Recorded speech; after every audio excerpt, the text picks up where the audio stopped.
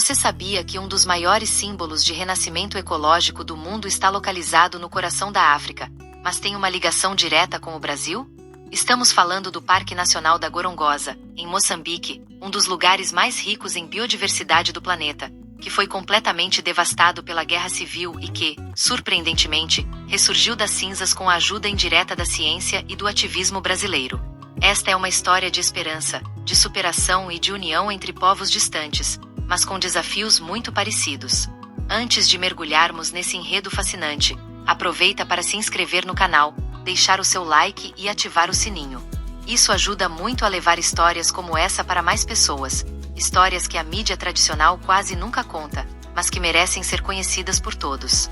Antes de qualquer guerra, destruição ou intervenção humana, o Parque Nacional da Gorongosa era um dos maiores refúgios naturais da África.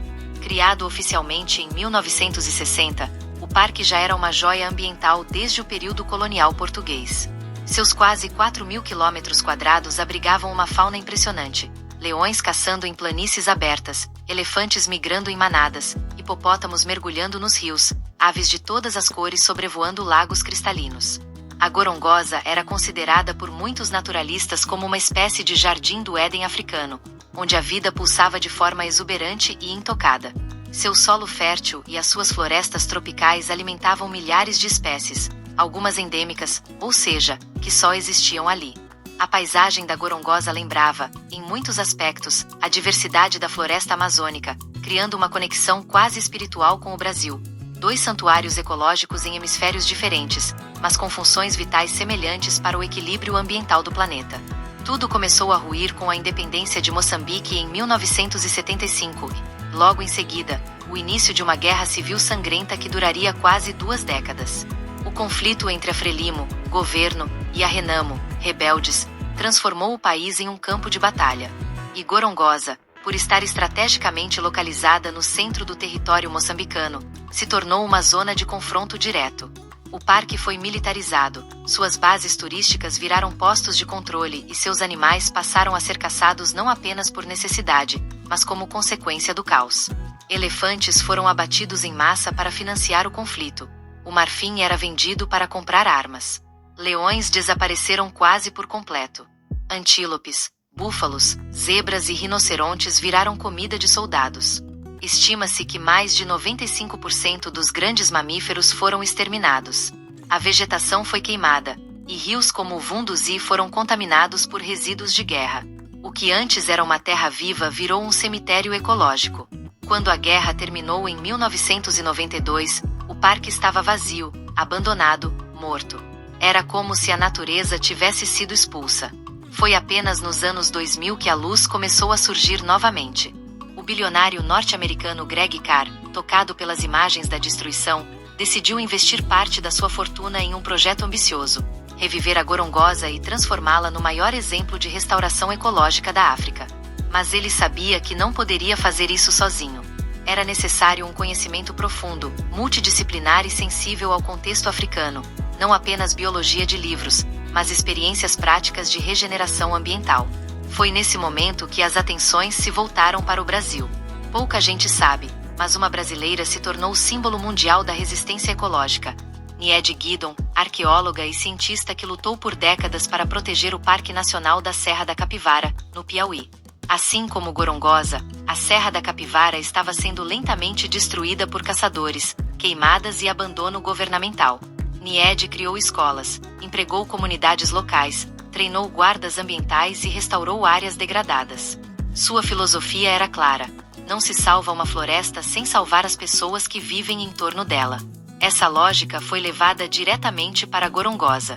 Greg Carr, ao conhecer o trabalho de Niede e dos brasileiros no sertão nordestino, adaptou o modelo para Moçambique, contratou comunidades locais, integrou mulheres ao trabalho de conservação, criou escolas, formou biólogos e restaurou ecossistemas com base em conhecimento nativo. Além de inspiração, o Brasil também exportou mão de obra intelectual e científica. Biólogos, botânicos e ecólogos brasileiros passaram a colaborar com projetos em Gorongosa. Técnicas de reflorestamento da Mata Atlântica foram aplicadas na savana africana. Programas de educação ambiental baseados em experiências de comunidades amazônicas foram replicados no entorno do parque. Inclusive, pesquisadores brasileiros ajudaram a mapear a flora e a fauna renascente da Gorongosa, identificando espécies raras, algumas consideradas extintas. Um verdadeiro intercâmbio científico Brasil-Moçambique se formou, silencioso, longe dos holofotes, mas profundamente transformador. Essa troca fez nascer novas gerações de cientistas moçambicanos, alguns dos quais hoje são referências internacionais. Hoje, o que se vê em Gorongosa parece milagre. Manadas de elefantes voltaram a circular. Leões começaram a caçar novamente. Gorilas foram avistados em áreas próximas. A vegetação se regenerou. Rios voltaram a correr com vida. A biodiversidade, que antes beirava o colapso, agora é uma das mais ricas da África. Mas o renascimento não foi apenas natural. O parque hoje abriga programas educacionais, de saúde, de empoderamento feminino e de combate à pobreza, todos inspirados por práticas desenvolvidas também no Brasil. A recuperação da Gorongosa não foi apenas ecológica, foi humana, social, econômica e cultural. E é por isso que ela se tornou um exemplo internacional. E aqui está o ponto mais sensível. Enquanto Moçambique, um dos países mais pobres do mundo, consegue preservar e restaurar uma floresta destruída pela guerra, o Brasil, uma das maiores economias do planeta e dono da maior floresta tropical do mundo, ainda continua permitindo o avanço do desmatamento. A Amazônia arde. O Cerrado desaparece. Biomas inteiros são ignorados. A pergunta é inevitável: como um país com menos recursos conseguiu fazer o que o Brasil ainda não fez? A resposta talvez esteja justamente na união de saberes, no respeito à ciência e na valorização das comunidades locais, exatamente como foi feito em Gorongosa, inspirado por nós. A história da Gorongosa é, acima de tudo, um espelho para o Brasil.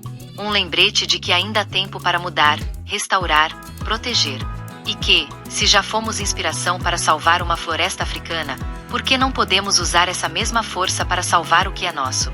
O mundo está assistindo, e o futuro depende das escolhas que fazemos agora. Se essa história te tocou, compartilhe esse vídeo, deixe seu like, se inscreva no canal e comente aqui embaixo. O que o Brasil pode aprender com a Gorongosa? Vamos espalhar essa mensagem e mostrar que, mesmo em meio à destruição, a natureza e a humanidade ainda podem renascer.